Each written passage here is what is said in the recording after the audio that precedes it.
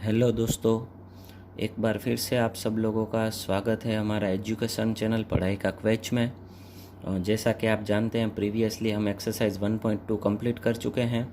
अब आगे हम जाएंगे एक्सरसाइज 1.3 को बाद में लेंगे हम इरेशनल नंबर को। पहले रैशनल नंबर पे थोड़ा सा फोकस कर लेते हैं। सो हम जा रहे हैं एक्सरसाइज 1.3, लेकिन उससे पहले कुछ थोड़ी सी थियोरेटिकल डिस्कशन करनी आई थिंक ज़रूरी है। सो हम उसके ऊपर अभी फोकस कर रहे हैं। तो चलिए देखिए, सबसे पहले हमारा कंसेप्ट जो है revisiting rational numbers and their decimal expansions. Revisiting rational numbers and their decimal expansion, उसमें आता है theorem 1.5।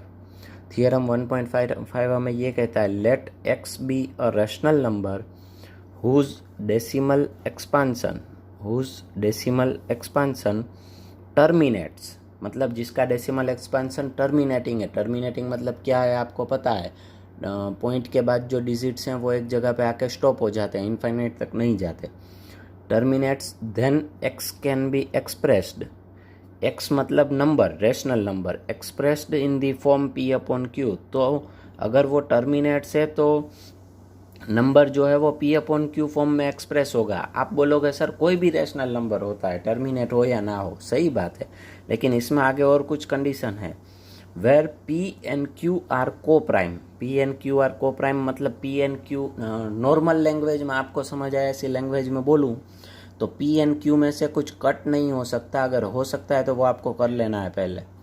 And the prime factorization of q, q मतलब डिनोमिनेटर, पी अपॉन क्यू में क्यू कहाँ पर है, डिनोमिनेटर।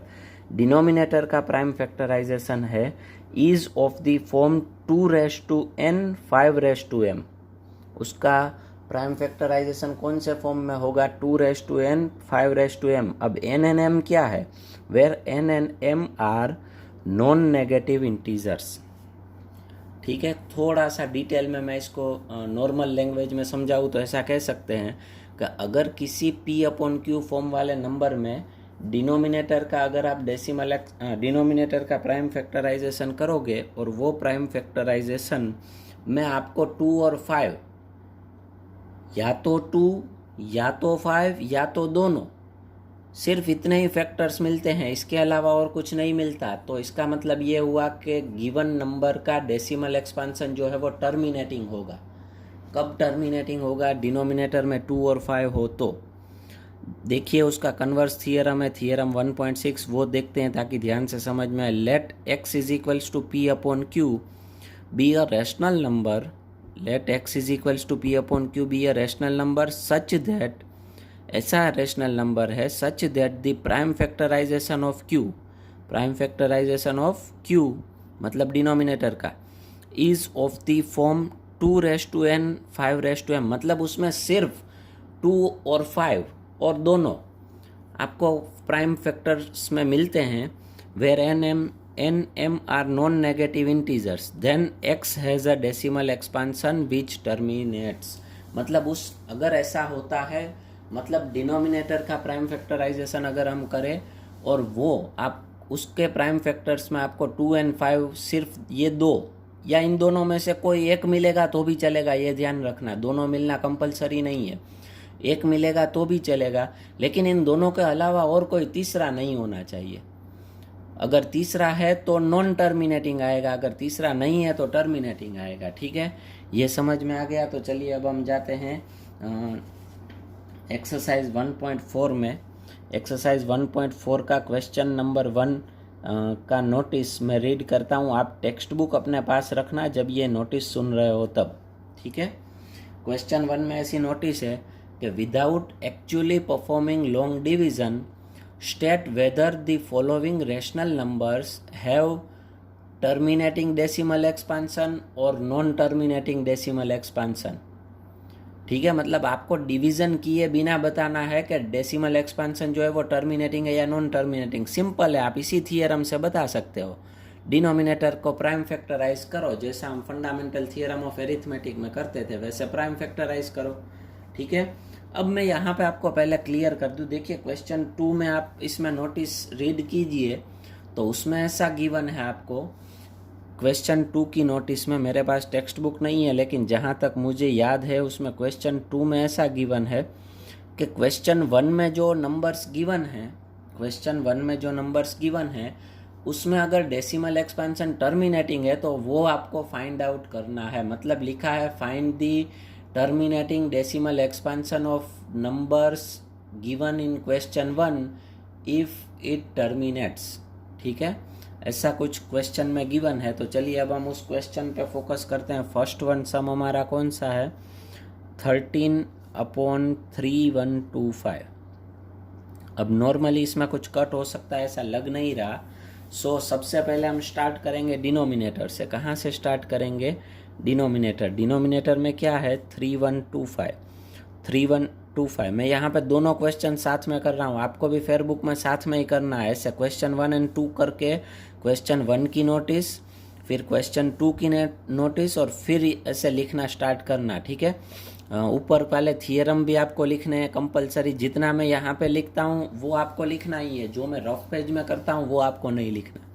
चलिए 3125 को अगर हम प्राइम फैक्टराइज करें तो सबसे पहले ओड और इवन देखना पड़ता है। ये तो ओड है, क्लियरली दिख रहा है ओड है, सो 2 से डिविजिबल नहीं होगा। 3 से चेक करो, सम of all digits 3 + 1 4, 4 + 2 6, 6 + 5 11, 11 is not a multiple of 3, so it can not be divisible by 3। सो अब क्या देखेंगे, 5 से, 5 के लिए क्या देखना पड़ेगा, यूनिट डिजिट 5 है, so it is divisible by 5। 5 से डिवाइड करेंगे तो क्या बचेगा, 5 6 जा 30, 1 रिमेंस 12, ऊपर से आया 2 मतलब 12, 5 2 जा 10, 2 रिमेंस 25, 5 5 जा 25। ये हो गया 625। अब 625 में वापस करेंगे, यूनिट डिजिट 5 है, so it can divisible by 5, 5 1 जा 5, 1 रिमेंस, ऊपर से आया 2 12, 5 2 जा 10, 12 - 10 मतलब 2, ऊपर से आया 5 25, 5 5 जा 25, वापस 5 से 25 5 जा, अब तो आपको पता है, एंड 5 5 जा। देखिए तो इसका मतलब ये हुआ कि 3125 is equals to 5 multiply by 5 multiply by 5 multiply by 5 multiply by 5। कितनी टाइम आया, 5 टाइम्स। तो इसका मतलब ये हुआ 3125 इज इक्वल्स टू 5^5, 5^5। अब आपको करना क्या है, 5^5 है तो अब मैंने आपको क्या बोला था कि अगर क्या आता है, is in the form 2^n 5^m, दोनों में से एक आएगा तो भी चलेगा, यहाँ पे एक ही आया। देखिए मैं इसको ऐसे लिख सकता हूँ, 3125 इज इक्वल्स टू 2^0 इंटू 5^5। 2 एक भी बार नहीं आया इसलिए 2^0 मैंने लिखा है। ठीक है, सो इसका मतलब ये हुआ, ये इस फॉर्म में आया, सो इसका मतलब ये हुआ देयरफॉर 13/3125 जो नंबर ऊपर गिवन है has terminating decimal expansion, terminating decimal expansion. ये क्वेश्चन 1 की जो नोटिस थी उसके हिसाब से सम यहाँ पे ख़त्म हो गया। अगर आपको सिर्फ इतना पूछा है कि टर्मिनेटिंग है या नॉन टर्मिनेटिंग, तो यहाँ पे सम ख़त्म होगा। देखिए इसमें 2 और 5 के अलावा और कुछ नहीं आता, 2 नहीं आता, कुछ ऐसा बोलेंगे। मैंने वीडियो में पहले ही बोला है, क्लियर बोला है, सिर्फ 2 या सिर्फ 5 आएगा तो भी चलेगा, दोनों कंपलसरी आना जरूरी नहीं है। कंसेप्ट ये है कि इन दोनों के अलावा और कोई नहीं आना चाहिए तीसरा। ठीक है, so has terminating decimal expansion, ये हो गया क्वेश्चन 1 की नोटिस खत्म। अब क्वेश्चन 2 में हमें ऐसा कहा है कि अगर टर्मिनेटिंग है तो उसे फाइंड आउट करना है। तो चलिए उसे फाइंड आउट करते हैं, कैसे करना है वो मैं आपको दिखाता हूँ। सबसे पहले यहाँ पे जो गिवन नंबर था वो लिखेंगे 13/3125, 13/3125 इज इक्वल्स टू क्या होता है, 13/2^0 5^5। बीच में मल्टीप्लाई करोगे तो भी चलेगा, नहीं करोगे तो भी चलेगा। अब terminating decimal expansion find out करने के लिए हमें क्या करना है, हमें दोनों की पावर डिनोमिनेटर में सेम करनी है, दोनों की मतलब 2 और 5 की। इधर 5 की 5 पावर है, 2 की 0 है, तो हमें क्या करना होगा, दोनों की पावर सेम करने के लिए 2 की 0 पावर है कितनी घट रही है, 5 पावर घट रही है, तो इसे 2⁵ से मल्टीप्लाई करेंगे। किससे मल्टीप्लाई करेंगे, 2⁵ से। अगर डिनोमिनेटर में 2⁵ से करते हैं तो न्यूमरेटर में भी करना पड़ेगा, क्योंकि मैथ्स का रूल है, घर नहीं है हमारा कि हम जिससे चाहे उससे मल्टीप्लाई कर सके। ठीक है, क्लियर। तो चलिए अभी हम आगे जा रहे हैं। अब इसको आगे सिंप्लीफाई करना होगा तो सम खत्म हो जाएगा। 13 मल्टीप्लाई बाय 2⁵ का होगा 2 2 जा 4, 2 2 जा 4, 4 2 जा 8, 8 2 जा 16, 16 2 जा 32, 5 टाइम्स मतलब क्या हुआ 32। तो इधर मैं 32 लिखूंगा, लेकिन नीचे 32 नहीं लिखना है, नीचे तो लिखना है 2⁵ इंटू 5⁵.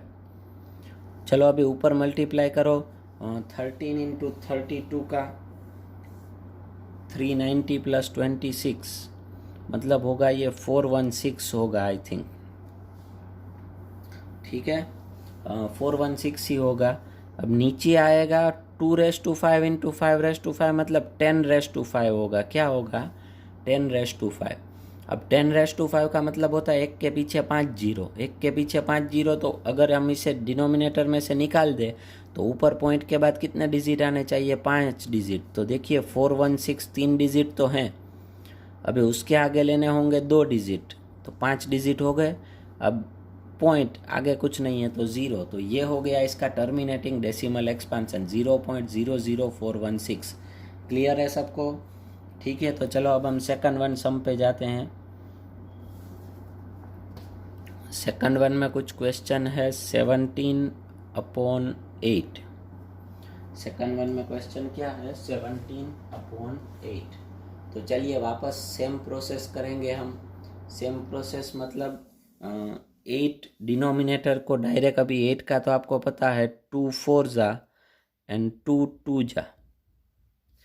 तो देखिए देयरफॉर 8 इज इक्वल्स टू क्या हो जाएगा, 2 multiply by 2 multiply by 2 is equals to 2⁵3 होगा ऐसा। तो चलिए इसका मतलब ये हुआ 8 इज इक्वल्स टू 2⁵3 इंटू 5⁵0। 5 नहीं है तो 5⁵0। ठीक है, तो इसमें भी 2 और 5 के अलावा और कोई नहीं आता। सो देयरफॉर करके लिख देना है 17/8 हैज़ टर्मिनेटिंग डेसिमल एक्सपांसन। अब टर्मिनेटिंग है तो क्या करना पड़ेगा आपको, उसे फाइंड आउट भी करना पड़ेगा क्वेश्चन 2 के हिसाब से। क्वेश्चन 1 तो यहाँ पे ख़त्म हो गया, तो वापस वही प्रोसेस चलिए नाव करके मैं यहाँ पे लिख देता हूँ 17/8 इज इक्वल्स टू 17/2⁵3 इंटू 5⁵0। तो अब इससे पावर सेम करने के लिए किससे मल्टीप्लाई करना होगा, 5⁵3 से। 5⁵3 से मल्टीप्लाई नीचे करोगे तो ऊपर भी करना पड़ेगा। अब ये होगा 17 मल्टीप्लाई बाई 125, 5 का क्यूब 125, नीचे क्यूब नहीं करना है, नीचे 2⁵3 इंटू 5⁵3 रखना है। अब ऊपर मल्टीप्लाई करो, 17 इंटू 125 का मल्टीप्लाई करो, क्या आंसर आता है बताओ मुझे। आई थिंक मुझे भी मैं करता हूँ 12501 होगा, प्लस होगा 125 6 जा 750 होता है, 125 शायद होगा। ठीक है, फिर भी हम लोग कर लेते हैं इधर, आप लोग रफ पेज में करना। 125 मल्टीप्लाई बाई 17, 7 5 जा 35, कैरी इज 3, 7 2 जा 14 प्लस 5 19 प्लस 3 22, कैरी इज 2, 7 1 जा 7, 7 प्लस 2 9, 9 प्लस 2 11, कैरी इज 1 1 2 1 2 5। ठीक है, चलो तो इधर हम लिखेंगे 2125 अपॉन नीचे आएगा 10⁵3, 2⁵3 इंटू 5⁵3। 1 के पीछे 3 जीरो है, तो पॉइंट के बाद कितने डिजिट आने चाहिए, 3 डिजिट। पॉइंट के बाद 3 डिजिट लेंगे तो 125 और आगे आएगा 2, 2.125 is the terminating decimal expansion of 17/8 and some is over. समझ में आ रहा है। तो चलिए अब हम आगे जाते हैं, सम नंबर 3 लेते हैं। सम नंबर 3 आप लोगों को मैंने पहले भी बताया है, सम नंबर 3 में क्वेश्चन है 64/455। आपको मैंने पहले भी बताया, अगर किसी को कोई क्वेरी है तो मेरे व्हाट्सअप नंबर पे या तो कॉल करके भी पूछ सकते हो या तो व्हाट्सअप पे भी मैसेज करके पूछ सकते हो। ठीक है, ठीक से समझना, एंड फेयर बुक भी कंप्लीट होनी चाहिए आप लोगों की। तो चलिए वापस यहाँ पे डिनोमिनेटर से स्टार्ट करेंगे। 455 पहले 3 से देखते हैं, 2 से तो नहीं होगा, ओड है, सो 4 + 5 9, 9 + 5 14। चलिए ये 3 से भी नहीं हो रहा है, सो डायरेक्ट किस से लेंगे, 5 से। तो चलिए 5 से डिवाइड करें तो 5 9 जा 45 एंड 5 1 जा 5, 91 होगा। 7 × 13 7 जा 91, तो ये हुआ 455 = 5 × 7 × 13। अब देखिए इसमें 2 और 5 के अलावा और 2 फैक्टर्स आए, 7 और 13। ठीक है, सो ये जो है is not equal to 2n × 5m। ये इस फॉर्म में नहीं है क्योंकि इसमें 2 और 5 के अलावा और कोई नहीं आना चाहिए। आया तो इसका मतलब ये हुआ कि 64/455 has non terminating decimal expansion. उसका डेसिमल एक्सपांसन टर्मिनेटिंग नहीं है।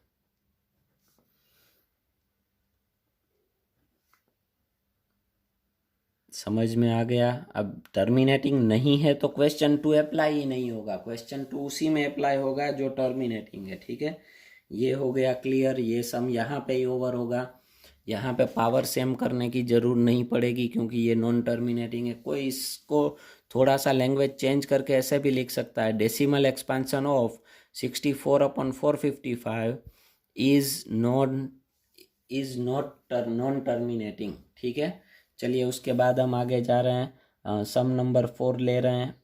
सम नंबर 4 में क्वेश्चन है 15/1600।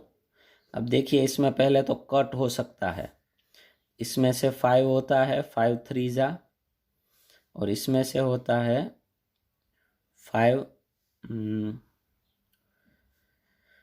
3 जा 15, 1 रिमेन्स 10, 5 2 जा 10 एंड 0 का 0, 5 5 कट हो जाएगा। सो ये हो जाएगा 3/320।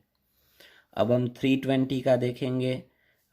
फंडामेंटल थियरम ऑफ एरिथमेटिक से ये इवन है, सो इसे 2 से डिविजिबल करेंगे। 16 2 जा पीछे एक 0, वापस 2 से 80, वापस 2 से 40, वापस 2 से 20, वापस 2 से 10, वापस 2 से 5। क्योंकि ये इजी है इसलिए मैं फास्ट कर रहा हूँ। ठीक है, 5 इज़ अ प्राइम नंबर।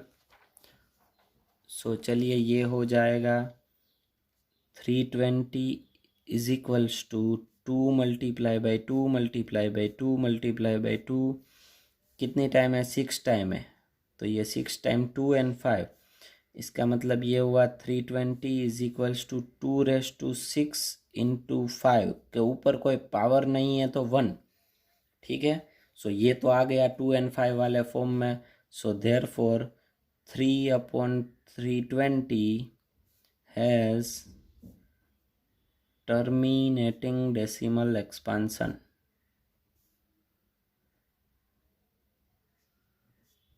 अब टर्मिनेटिंग है तो इसे हम फाइंड आउट भी करेंगे। इसमें बहुत सारे सम्स हैं। ठीक है, आगे वाले हम बाद में लेंगे, पहले चलिए 3/320 का टर्मिनेटिंग डेसिमल एक्सपांसन है, तो नाउ 3/320 इज इक्वल्स टू क्या होगा, 3/2⁶ × 5⁻1। अब यहाँ पे पावर सेम करने के लिए 2 की मैक्सिमम पावर 6 है, 5 की 1 है, तो 5⁵ से मल्टीप्लाई करो तो 5 की 6 हो जाएगी पावर। तो ऊपर भी 5⁵ से करना होगा। और चलो ऊपर क्या होगा, 3 × 5 5 जा 25, 25 5 जा 125, 125 5 जा 625, 625 5 जा 3125। तो ये होगा 3125 और नीचे होगा 2⁻6 इंटू 5⁻6 होगा। अब 3 इंटू 3125 करते हैं तो ये होगा 9375। क्या होगा ये?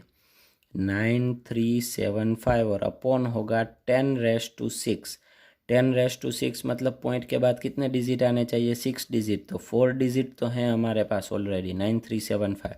अभी आगे 2 घट रहे हैं तो क्या लगाएंगे हम? 0 0 और अब पॉइंट आगे भी 0 हो गया। सम इज ओवर। चलिए फिफ्थ वन जो है 29/343 वो आपको होमवर्क में करना है। ठीक है, ये सम आपको होमवर्क में करना है। इसमें नॉन टर्मिनेटिंग आएगा, टर्मिनेटिंग नहीं आएगा, मैं आपको बता दूं पहले से। चलिए सिक्स्थ वन एकदम इजी है। 23/2⁵ इंटू 5⁻2। यहाँ पे आपको डिनोमिनेटर को प्राइम फैक्टराइजेशन करके ही दिया हुआ है, सो आपको प्राइम फैक्टराइज करने की ज़रूर नहीं है। बेटर है, ज़्यादा इजी हो गया। तो यहाँ पे हम ऐसे लिखेंगे, हियर क्यू मतलब denominator is equals to 2⁵ into 5⁻2। सो इसका मतलब ये हुआ, डायरेक्ट लिख देना है 23/2⁵ into 5⁻2 has terminating decimal expansion. अब टर्मिनेटिंग डेसिमल एक्सपांसन है तो हमें क्या करना होगा? उसे फाइंड आउट भी करना होगा। फाइंड आउट करने के लिए इजी मेथड है, दोनों की डिनोमिनेटर में 2 और 5 की पावर कॉमन कर दो। पावर कॉमन के लिए मैक्सिमम जो है उसमें मिनिमम वाले की जो है घटती है उससे मल्टीप्लाई करना होगा। तो देखिए इधर ऐसा होगा 23/2⁵ इंटू 5⁻2। इसको 5 की 2 पावर है, 2 की 3 है, हमें मैक्सिमम 3 करनी है तो 5 से मल्टीप्लाई करना होगा 5⁻1 से। तो ऊपर भी 5⁻1 से होगा। चलिए ऊपर 23 मल्टीप्लाई बाय 5 करेंगे तो आएगा 115 और नीचे आएगा 2⁻3 इंटू 5⁻3 मतलब 115/10⁻3। 10⁻3 मतलब पॉइंट के बाद कितने डिजिट आने चाहिए? 3 डिजिट। 115 आ गया, आगे पॉइंट और उसके पहले 0। क्लियर हो गया सिक्स्थ वन। अब आगे जाते हैं हम सेवन्थ वन पे। सेवन्थ वन एकदम इजी है, वो भी मैं आपको होमवर्क में दे देता हूँ कि वो मैं करवाऊँ। 129/2⁵2 इंटू 5⁻7 इंटू 7⁻5। यहाँ पे आपको सिर्फ इतना ही लिखना है, होमवर्क में ही दे रहा हूँ मैं। Here q is equals to 2⁵2 into 5⁻7 into 7⁻5 is not equal to 2⁻m into 5⁻n। So therefore करके नीचे ये नंबर लिखना और लिख देना has non terminating decimal expansion. अब नॉन टर्मिनेटिंग है तो आपको फाइंड आउट करने की ज़रूरी नहीं है। फाइंड आउट करने की कब ज़रूर है? टर्मिनेटिंग है तब। ठीक है, ये हो गया सेवन्थ वन। अब हम जाते हैं एट्थ वन पे। चलिए एट्थ वन में क्वेश्चन गिवन है 6/15। पहले तो यहाँ पे कट हो सकता है, 3 2 जा 6, 3 5 जा 15।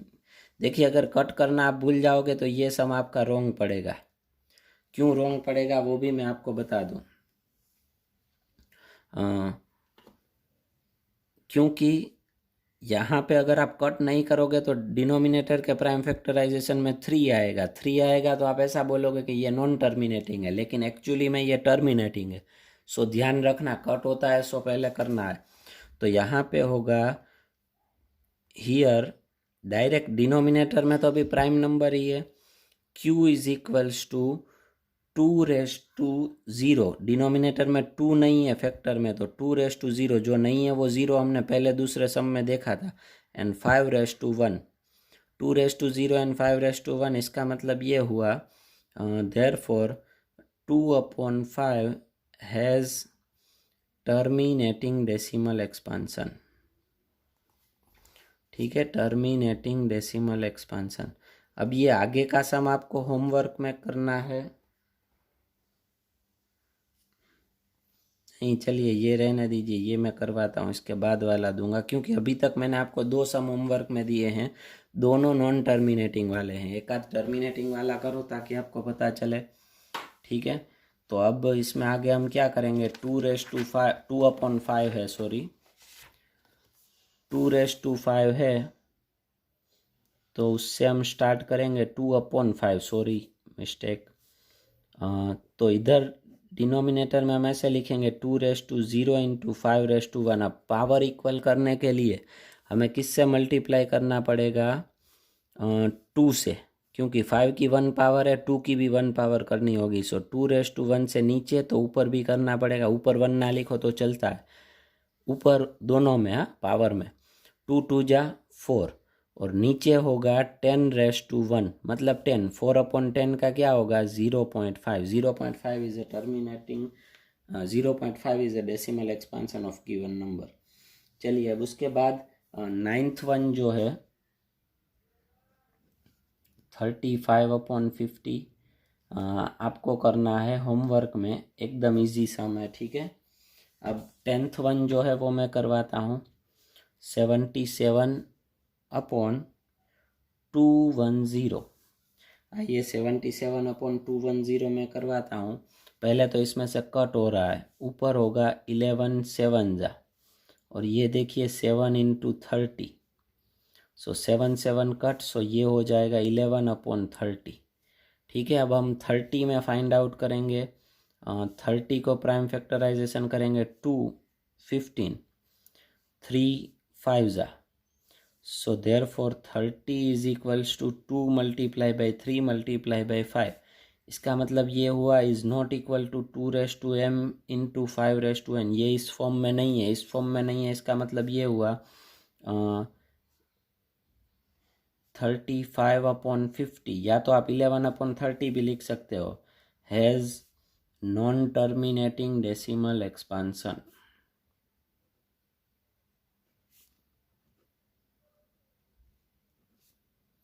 हो गया क्लियर। अब नॉन टर्मिनेटिंग है तो फाइंड आउट करने का सवाल ही नहीं है। चलिए अब उसके बाद हम जाते हैं एक्सरसाइज 1.4 में, क्वेश्चन नंबर 3 है वो आज ही ले लेते हैं ताकि ख़त्म हो जाए ये एक्सरसाइज। फिर एक्सरसाइज 1.3 नेक्स्ट लेक्चर में ख़त्म होगी, तो आपका फर्स्ट चैप्टर भी कंप्लीट हो जाएगा। चलिए देखते हैं। क्वेश्चन में नोटिस कुछ ऐसी गिवन है, the following real numbers have decimal expansion as given below. नीचे आपको कुछ रियल नंबर्स गिवन है, उसके डेसिमल एक्सपांसन गिवन है। In each case decide whether they are rational और नॉट। आपको डिसाइड करना है वो रेशनल है या नहीं। यहाँ पे आपको नोटिस भी लिखना है, ध्यान रखना। आपको क्या डिसाइड करना है, दे आर रेशनल और नॉट, ठीक है। दे आर रेशनल और नॉट, ऐसे आपको डिसाइड करना है। रेशनल कैसे पता चलता है डेसिमल एक्सपांसन से, मैं आपको याद दिला दूँ, चैप्टर की स्टार्टिंग में ही मैंने लिखवाया है, अगर किसी नंबर का डेसिमल एक्सपांसन जो है वो non terminating and non recurring both है, non terminating and non recurring both है, तो क्या होगा, तो वो इर्रेशनल होगा, ठीक है, वरना रेशनल होगा। तो चलिए अब हम आगे जाते हैं। If they are rational and of the form P/Q, What can you say about the prime factors of Q? आप Q के प्राइम फैक्टर्स के बारे में क्या कह सकते हैं, वो तो आपको इजीली पता है, अभी हमने प्रीवियसली डिस्कस किया, ठीक है। प्रीवियसली अभी हमने डिस्कस किया, क्या डिस्कस किया आपको याद दिलवा दूं। हमने ऐसा कुछ डिस्कस किया कि अगर 2⁻n एंड 5⁻m है तो वो क्या होगा, टर्मिनेटिंग, और अगर ऐसा नहीं है तो वो नॉन टर्मिनेटिंग। तो आपको उसमें उल्टा लिखना है, थियरम 1.5 के हिसाब से। ये दोनों कन्वर्स है, वहाँ पे कन्वर्स बात हुई है। तो चलिए अब हम देखते हैं। फर्स्ट वन क्वेश्चन कुछ ऐसा है, 43.123456789, आपको ऐसा नंबर गिवन है। तो इसका मतलब ये हुआ given numbers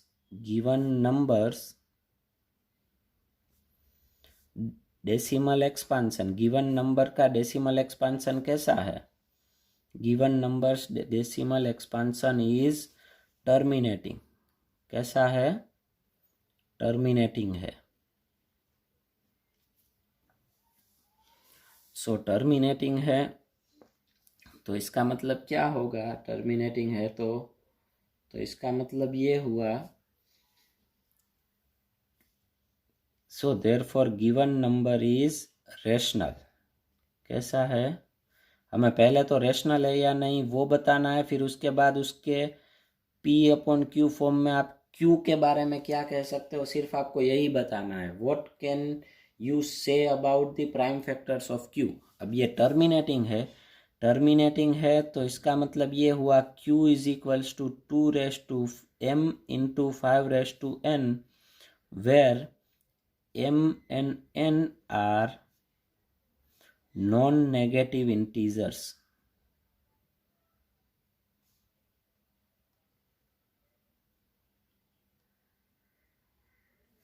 non negative integers, ठीक है। बस इतना ही लिखना है। कुछ लोग ऐसा करते हैं, इसमें बहुत लंबा सम करते हैं, इसको फाइंड आउट भी करते हैं P अपॉन Q फॉर्म में। अब ये तो नॉर्मली हो सकता है अगर आपको पूछ ले P अपॉन Q फॉर्म में, आप ऐसा मत बोलना कि सर नहीं करवाए, 9th में आता था, मालूम है ना। इसको P अपॉन Q फॉर्म में कैसे कन्वर्ट करना है, इसमें डायरेक्ट पॉइंट निकाल दो, पॉइंट के बाद कितने डिजिट है 9, तो नीचे 1 के पीछे 9 0 लगा दो, 4 3 1 2 3 4 5 6 7 8 9 अपॉन 10⁻⁹। बस ये हो गया P अपॉन Q फॉर्म इसका, ठीक है। ये फर्स्ट वन हो गया। अभी मैं सेकंड वन पे जाता हूँ। सेकंड वन क्या है,